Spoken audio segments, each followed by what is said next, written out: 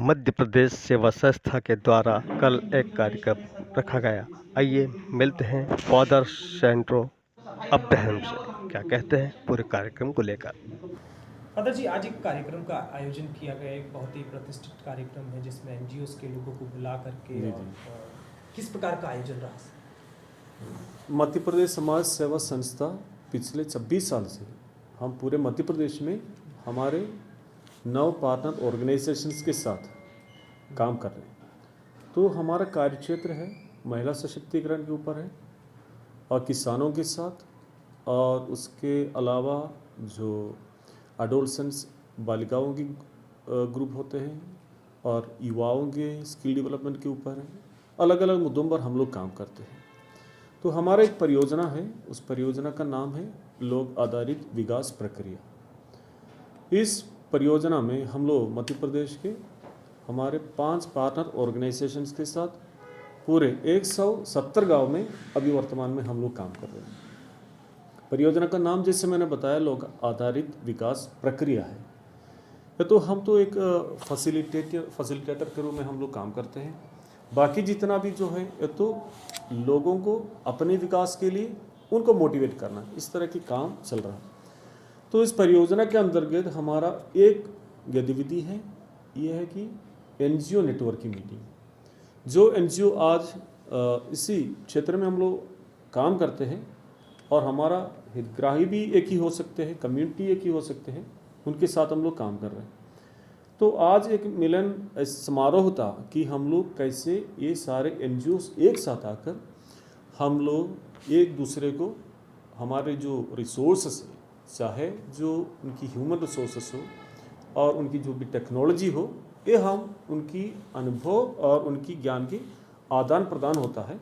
और उसी से क्या है, अगर हम लोग 50 एनजीओ एक साथ मिलकर काम करेंगे तो उसके परिणाम 50 गुना अधिक हो जाता है।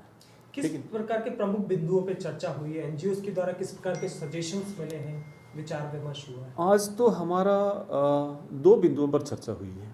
पहला था कि हमारा स्किल डेवलपमेंट है, क्योंकि बहुत सारे एनजीओ बच्चों को और जो युवा लोग के बेरोजगार है, उनको जो सरकार की योजनाओं के लाभ भी लेकर और दूसरी एजेंसियों की मदद सब मिलकर एक पब्लिक प्राइवेट पार्टनरशिप मोड पे जो काम चल रहा है, उसी में एक रिसोर्स पर्सन आए थे। उन्होंने डॉक्टर अजय तिवारी जी जनशिक्षण संस्था सतना से आए हुए थे।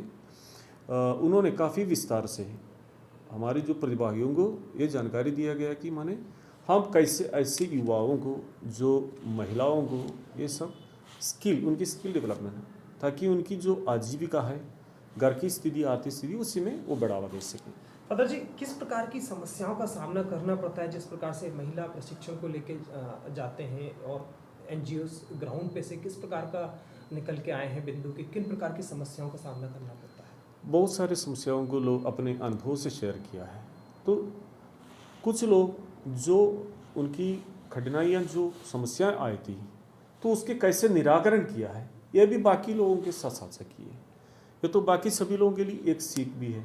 इस तरह की जो प्लेटफॉर्म में समस्याओं को समाधान किस तरह किया जाता है, क्योंकि जो स्किल डेवलपमेंट में सरकार की योजनाएं हैं और लोगों को समझाने में, क्योंकि जो इलिटरेट अलग अलग कैटेगरी होता है उसमें स्किल डेवलपमेंट में, जो अशिक्षित लोग हैं पूर्ण रूप से, जो थोड़े कुछ पढ़े लिखे हैं उनके लिए अलग तरह से, और जो लिटरेट लोग हैं उनके लिए अलग अलग तरीके से स्किल डेवलपमेंट है।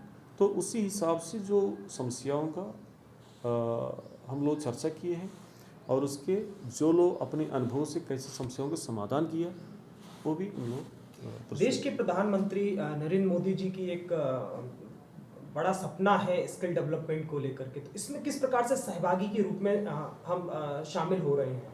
वास्तव में ये जो है, हमारे जितना भी एनजीओज हैं आज यहाँ आए थे, इनकी सबकी यही विचार था, क्योंकि हमारे देश के प्रधानमंत्री जी की जो सपना है उसको हम लोगों को पूरे सरकार के साथ मिलकर, और जो हितग्राही उनके बारे में नहीं जानते हैं आज, क्योंकि बहुत सारे एनजीओ जो ग्रास रूट लेवल पे काम करते हैं, वो इन योजनाओं के बारे में इनको अवगत कराते हैं, जानकारियाँ देते हैं, और उसके साथ उसको शामिल करके उनको उस मंच पे लाके को स्किल डेवलपमेंट पे लाने की प्रयास में, निरंतर प्रयास में है। एक लंबा अनुभव है फादर जी आपका, एनजीओ के लिए किस प्रकार का सजेशन देना चाहेंगे?